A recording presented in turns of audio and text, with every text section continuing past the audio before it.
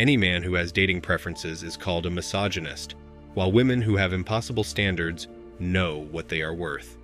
These days, women's standards are so high that they would rather be a side chick for a successful man than be an average man's only woman.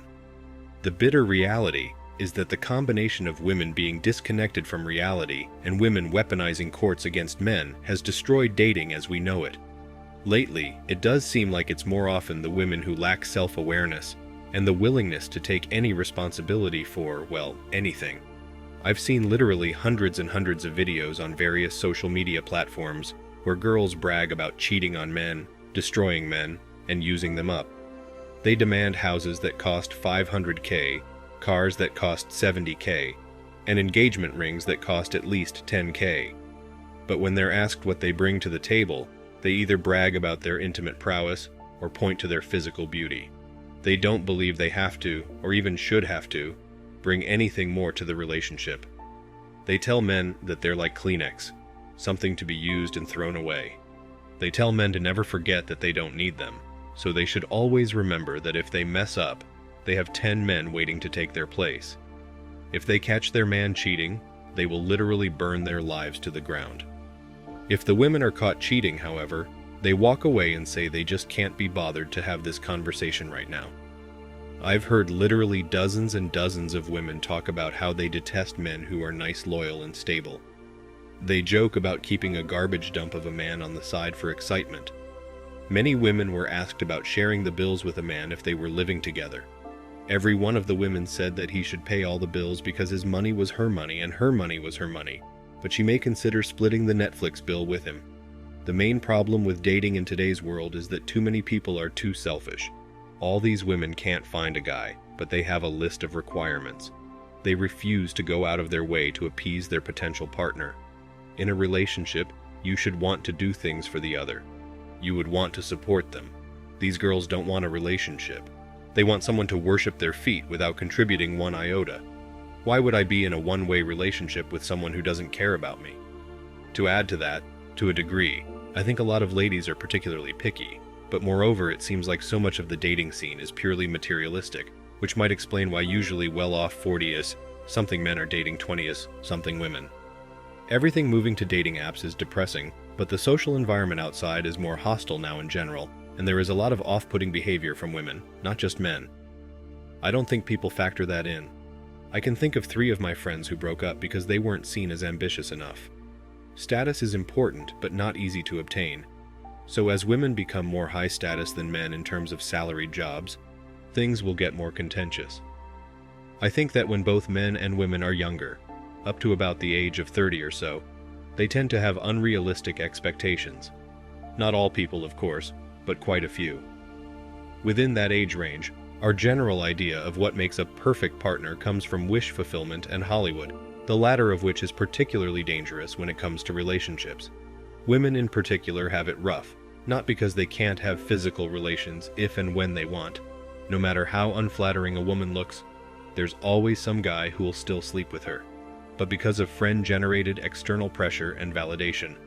In other words, women tend to be highly influenced by their friends, much more so than men in most cases, and snagging a particularly good-looking and well-off guy earns them a lot of friend cred and increases their status within their friend group. For the record, not all women think this way, or even have friends who apply this sort of ridiculous pressure, but unfortunately far too many women do, especially when they're younger, and all of them in their friend group lack real-world experience and instead rely on cliches, tropes, and unrealistic expectations. There are also women who eschew the entire notion of hooking up and instead look for a genuine relationship.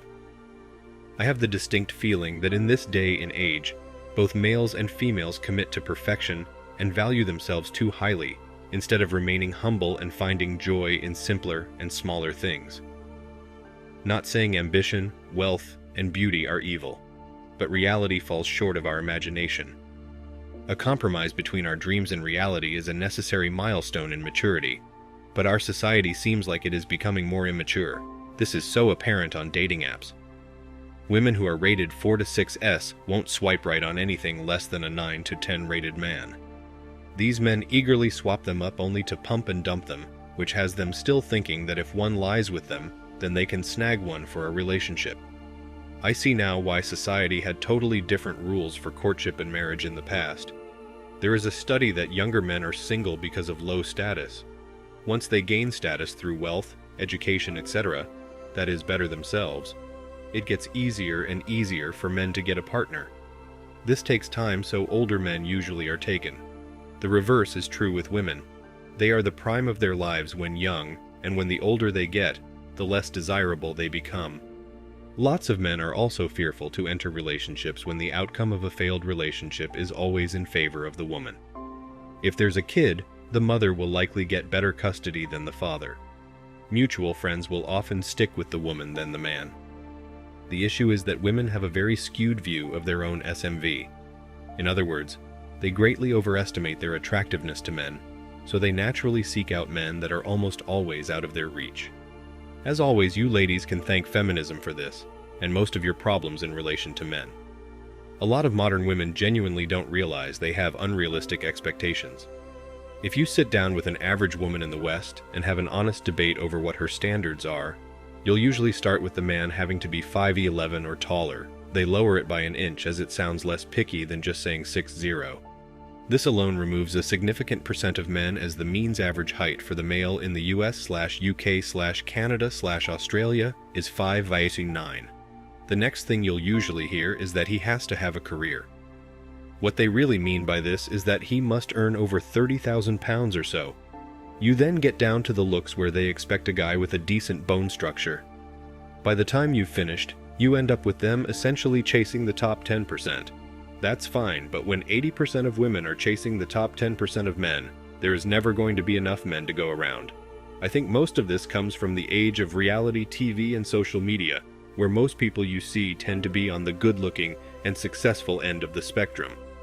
It deludes women into thinking this makes up a much larger percentage of the male population than it does. The problem is women can be very delusional when it comes to what they expect and deserve. A man who has his mind in a proper perspective tends to deal with a woman who brings things to the table that they can't achieve themselves, and that's what it should be. Men and women should complement each other in areas they can't achieve themselves. But some women can be delusional. And don't get me wrong, some men can also be delusional as well. There are many things that can point to this issue. Social media and even the feminist movement have not helped at all. I pray that this plague is purged out of society. Dating and hookup apps and social media platforms have to heavily pander to women to get them to use their platforms. And for the most part, few women do. So, from the perspective of the average man using a service like Tinder or other social apps, it's going to seem like women have their standards set too high because they're not matching with anybody. That can be infuriating, especially considering most men tend to be a little bit more ego-driven than women. These men just aren't being told that only 1/4 of these platforms' user bases are female. When there's an imbalance to that degree, available women are going to naturally gravitate to the most attractive men to them, because the selection is so broad. Of course, that's going to lead women to have higher standards, or the perception that they have unreasonably high standards to most available men. Psychologically speaking, many women are dependent or fear being by themselves. So many get into relationships just to not be alone, with a mindset of trading up when something better comes along. Men don't courtship women who are in relationships, and when these women move on, the mid-time might have passed. Men, on the other hand, are much more comfortable being on their own in comparison, and generally don't get into a relationship just for the sake of it. For most men, it's for lack of better words, a form of sacrifice of their freedom and economy. My point is that there is no point for a man to get into a relationship unless it's because he has a genuine interest, since in most cases, a relationship will be something he will need to adapt to, and therefore will rather stay single or have occasional hookups because it does not affect their independence. Overall, as I said before, women's standards are so high that they would rather be a side chick for a successful man than be an average man's only woman. The bitter reality is that the combination of women being disconnected from reality and women weaponizing courts against men has destroyed dating as we know it. Thanks for watching Man Reacts. Show us your love and support by liking this video, sharing it with your friends, and subscribing to the channel. Support us and help us spread support for men around the world.